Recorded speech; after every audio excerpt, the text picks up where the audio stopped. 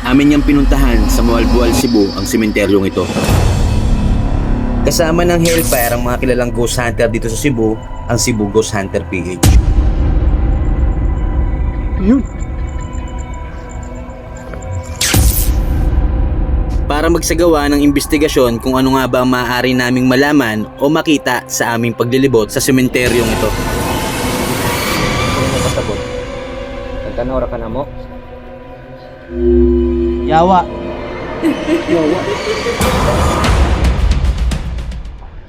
So mga tol, mapapansin natin dito na yung mga nicho nga dito ay sira-sira na. Sa amin niyang pagsisimula, bumungad ang mga sirang nitso sa gitnang bahagi nito at ayon pa nga sa residenteng malapit dito ay kasalukuyang under renovation at inaayos ang paglilipat ng mga buto. Napagpasyahan niya naming libutin ng magkakasama ang malawak na sementeryo. Sa amin niyang paglalakad ay aming narating ang kabilang bahagi nitong sementeryo. Iba nga ang pakiramdam dito kumpara sa una naming nadaanan. Mabigat at ang pakiramdam na may mga nakatingin sa aming pagdating. Spiritual. Alam mo na merong nakatingin lang sa'yo, may nag-aantay sa'yo sa unahan, ganun. Nararamdaman ko rin yan tol, yung ganyang paramdam mo. Diba? At miski nga si Bro J ay nakaramdam din ng kilabot. Ano pa lang. Simula pa lang siya. Simula pa lang, bago lang no? Ito yung mga kasama natin at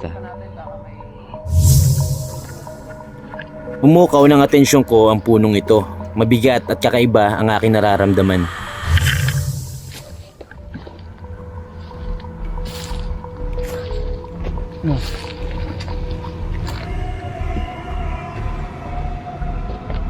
Maganda dito mag-spirit box. Ikutin pa natin para makita natin. Pero babalik tayo dito. dito sumili dito. Tingnan natin dito sige.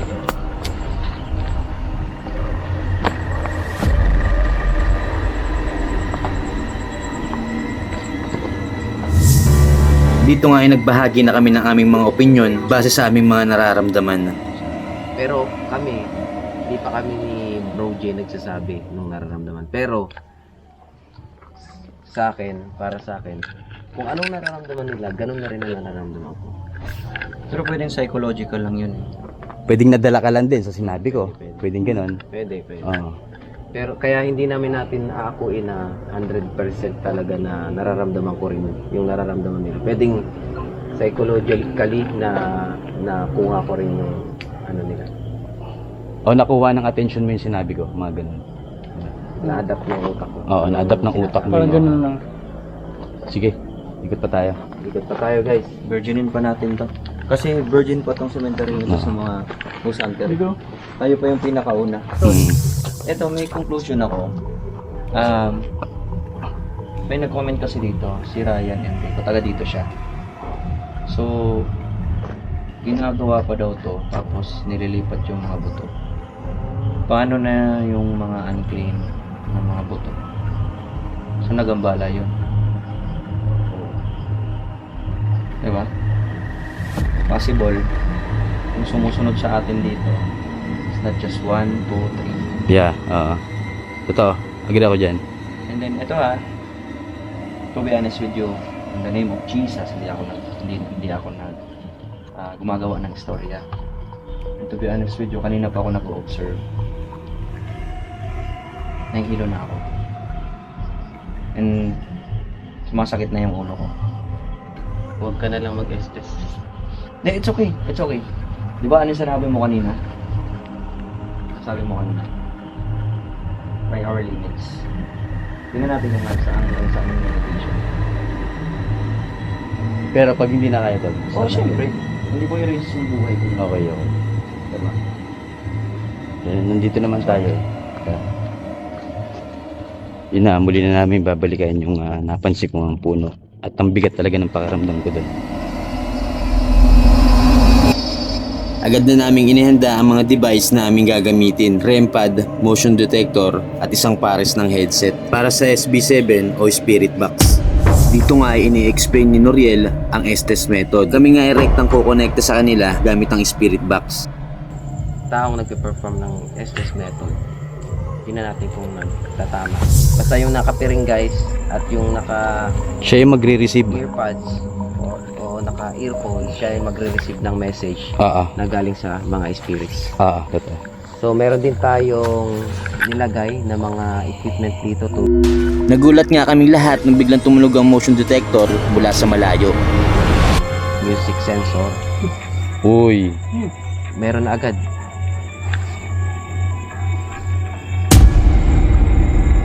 Ito ba'y senyales na ready na sila? Muling ang napansin ni LG ang batang babae na kanina pa raw sa amin nakasunod. Ano yun? Yung dumaan. Yung babae kanina. Na kanina pa sa atin nakasunod. Batang babae. Dito na naman siya. Oh. Yan. Hindi ko sinasabi, hindi ko na piniklaim na may third eye ako or something. But, ganyan yung nangyayari sa akin tol pag yung location is very legit. Welcome mo lang dito. Hindi mo rin masasabi na nagpapakita din siya sa'yo kasi hindi kayo pareho ng connection ng babaeng itong bata na to. Nagpaparamdam siya sa akin, nagpapakita siya, hindi nagpapakita talaga, but there's something like napipil ko siya tapos may biglang nakikita ka tapos kumawala. We are same connection itong batang ito. Ayaw na tumigil. Magsisimula na nga kami at ang mga device ay muli namin kinalat sa paligid kung saan malayo sa amin. SB7. Oo. So sasabihin ko sa inyo kung ano yung naririnig ko galing sa SB7. And binabala ko. Hindi pa man kami nagsisimula sa aming mga tanong ay may agad nagpakita ng kanyang presensya na tilang batang sabik na sabik.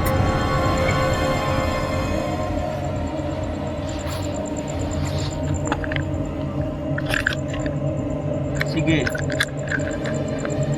Sige. Dalawang tao yung nagsabi ng sige. Okay, so mag-uumpisa na kami magtanong. Dali, sabi niya, dali. Oh, sige. Sige. Pwede ka ba magpakilala sa amin? Sige. Babae ka ba?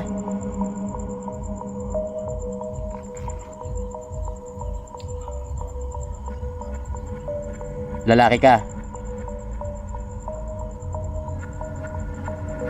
Babae. May gusto ka bang sabihin? Ba kayo gustong istorya?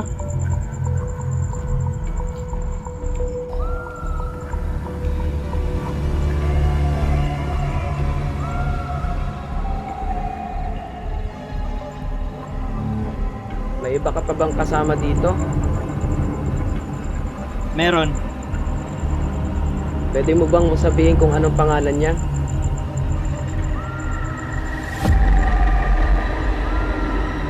An. Nabanggit niya ang pangalang Ann. Okay lang ba sa'yo na nandito kami?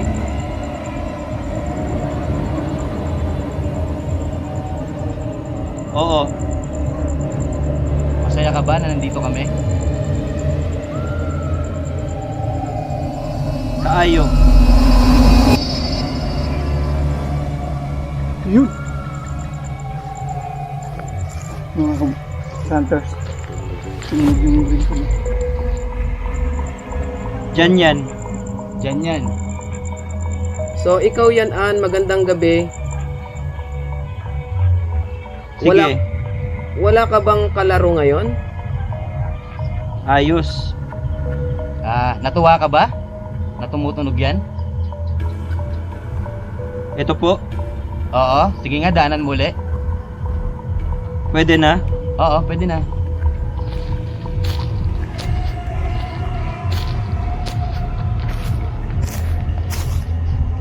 May na-detect na face yung phone ko. Pero dito ka ba madalas, Ann? Nakatambay? Dito ka ba naglalaro? Kanina. Kanina. Ilang taon ka Nandyan na? siya. Sinong siya? Sinong siya? Si An. So sino po ang kausap namin ngayon? Napagtanto nga namin na hindi si Ann ang aming kausap, kundi ang nagpakilalang si Josa. Josa. Diyosa? Magandang gabi, Josa. Okay lang ba na nandito kami ngayon? Kupot. Kupot. Kapit. Okay, so bukod sa inyong dalawa, meron bang masamang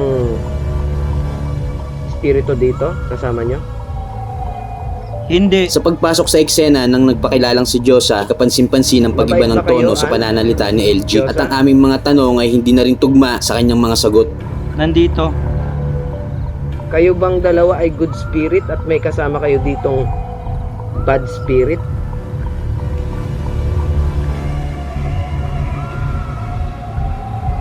Hala. Hala. At nang biglang, Pigilan ka ba niya? Ikugan ba kaniya? Bro, teka lang. Pass. Okay. May sumundot sa likod ko. 2 beses. May gumanyan, no? Ano? Skip na natin. Kaya pa? Yun na yung limit tayo. Tol, black sheep. at dahil sa nangyari ay agad akong sumalang para tapusin ang pakikipag-usap sa kanila. Sa mga counters. Mag-end ka. Hindi pwedeng nakabukas yun. Ako nga pala si Black Sheep. Close your eyes.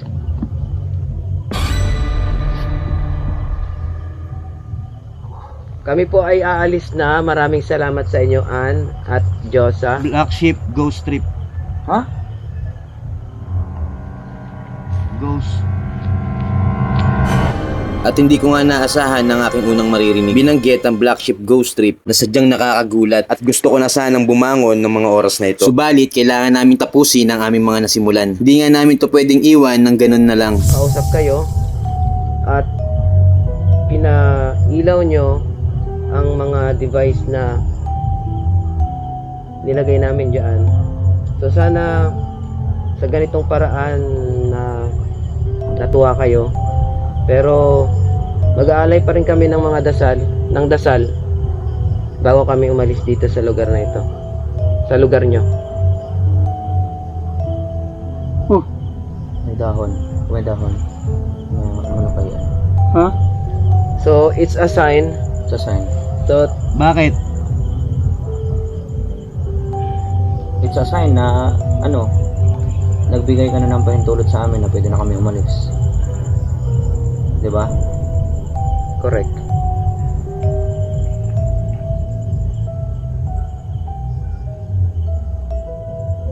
Pwede ba kami umalis? Aalis na kami.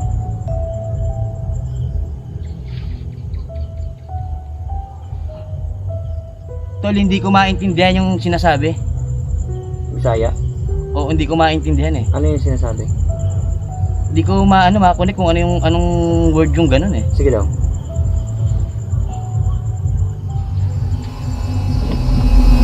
Hindi ko nga maintindihan ang mga sinasabi kasabay ng iba't ibang boses na aking naririnig. End na natin yung test na to. Meron na tayong ebidensya. An, nandiyan ka pa ba, An? Napakadihaan. Sabihin mo lang tol, ha? Muli ko nga nabanggit ang pangalang An. Napakadihaan. Tumatawa. Tumatawa. So kung anong nagkatawa man ka, nalipay ka na kami dire? Or mo raming ginadwa-duaan? Pinaglalaroan mo na kami?